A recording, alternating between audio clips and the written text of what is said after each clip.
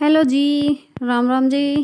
कैसे हैं आप सब लोग? मैं उम्मीद करती हूँ आप सब लोग भी ठीक होंगे। और स्वागत है आप सब लोगों का आज के अपने नए व्लॉग में।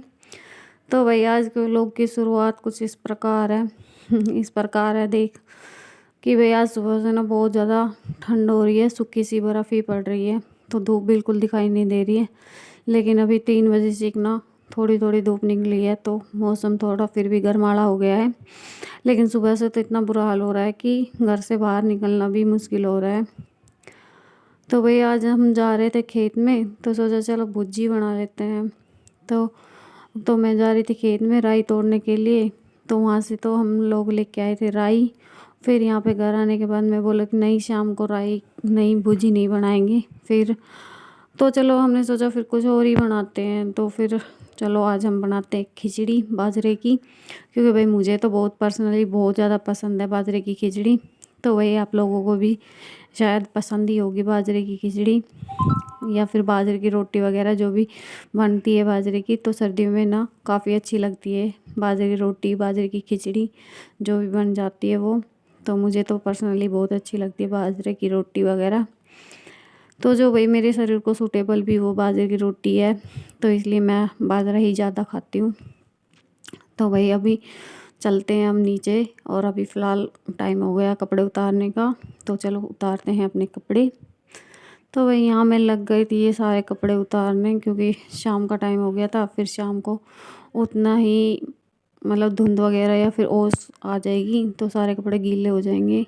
तो फ़िलहाल मैं इन कपड़ों को ना, जो ये तसला रखा हुआ है इसमें सारे कपड़ों को भर के रख दूँगी, क्योंकि बाद में सारे कपड़े में सलवटें जो हो जाती हैं, तो इस वजह से सारे कपड़ों को प्रेस करके ही रखना पड़ता है। तो अब चलते हैं नीचे। और भाई अब मैं आ गई थी नीचे, और मैंने सारा सामान जो है खिचड़ी बनाने का वो रख लिया है। तो ये एक साइड बाजरा, उखड़ मूसल, गिलास में पानी और ये छाछ। तो वही यहाँ मैंने कर दी थी अपने बाजरे को डालने के लिए, उसमें डाल रही हूँ मैं उखल मूसल में। तब भाई हमारे पास ये पुराने ज़माने का तो उखल मूसल है नहीं, वो जो लकड़ी वाला होता है, तो वो तो था नहीं। लेकिन ये था लोहे का, तो इसी में मैं बनाऊँगी, कुटूँगी मतलब बाजरे की खिचड़ी। तो अभी मैं इसी में पानी, मैंने बाजरे में पानी थोड़ा सा पानी डाल लिया है। तो मतलब 1 कप के समथिंग पानी डल जाता है बाजरे में। तो जिससे जो ये गीला हो जाता है, तो गीला होने की वजह से ना जो इसकी राड़ी होती है ना वो अच्छे से निकलती है, मतलब बाजरे से अलग हो जाती है वो राड़ी। तो फिर बाजरे को अच्छे से कूट लेंगे। तो जब तक कूटते हैं, जब तक ये मतलब जो इसकी राड़ी होती है वो अलग नहीं हो जाती है इस बाजरे से। तो मैं यहाँ पे लग गई थी अब बाजरा कूटने के लिए। तो मैंने यहाँ काफ़ी देर तक कूटा बाजरे को। तो इसने जो बाजरे ने अपनी राली छोड़ना स्टार्ट कर दिया था, और यहाँ हर्षित है जो मेरे पास ही बैठा हुआ है, ये मेरी हेल्प कर रहा था थोड़ी बहुत, कि मम्मा मैं भी कूटूँगा बाजरा। तो यहाँ मैं इससे बोल रही हूँ कि नहीं बेटा, ऐसे नहीं कूटता, आपसे नहीं कूटेगा। तो ये बोल रहा था मैं गन्ने से कूटूँगा, लेकिन मैंने गन्ना इससे ले लिया था, और मैं इसको बोल रही थी कि चल इस उखड़ मूसल से कूट बाजरा। तो ये भी बेचारा लग गया था बाजरा कुटवाने के लिए, मेरी हेल्प करने के लिए।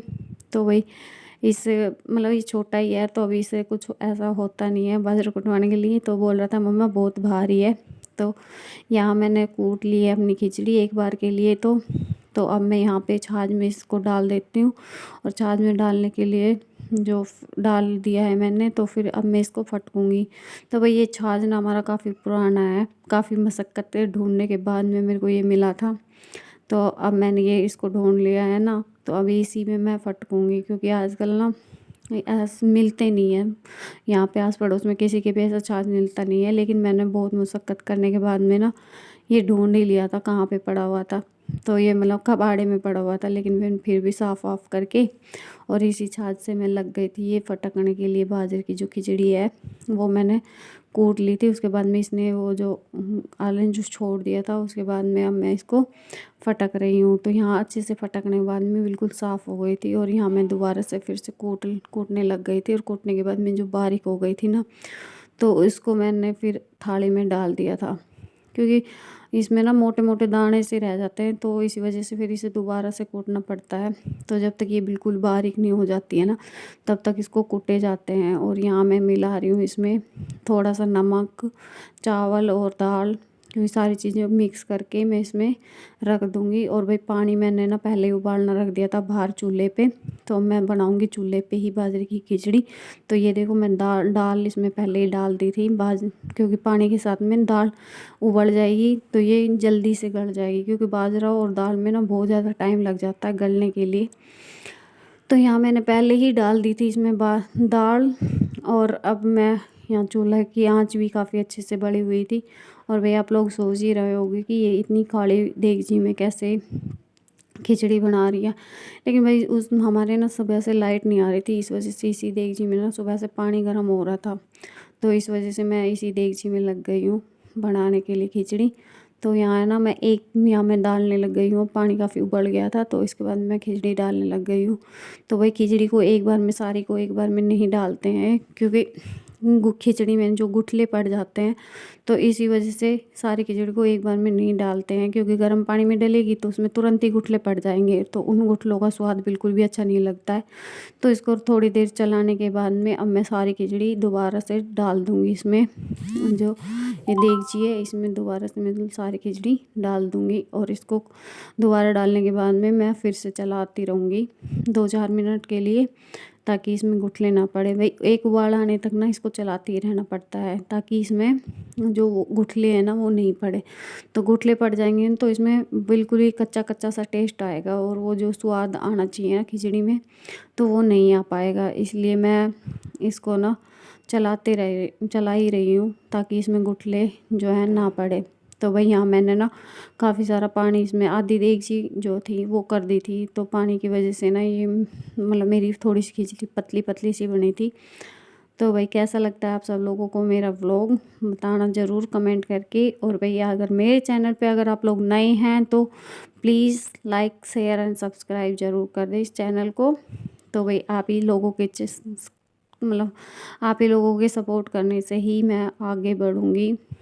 तो भाई ये जो हमारी खिचड़ी है ना वो बन जाएगी, क्योंकि शाम का टाइम था तो दिन छोटे होते हैं, तो इसी वजह से मैंने ना 4 बजे समथिंग ही चढ़ा दी थी। और अब हमारी खिचड़ी बन के हो गई है रेडी। तो ये मैंने पापा के लिए जो है सर्व कर दी है। और अब करते हैं इस व्लॉग का यहीं पे एंड। कैसा लगा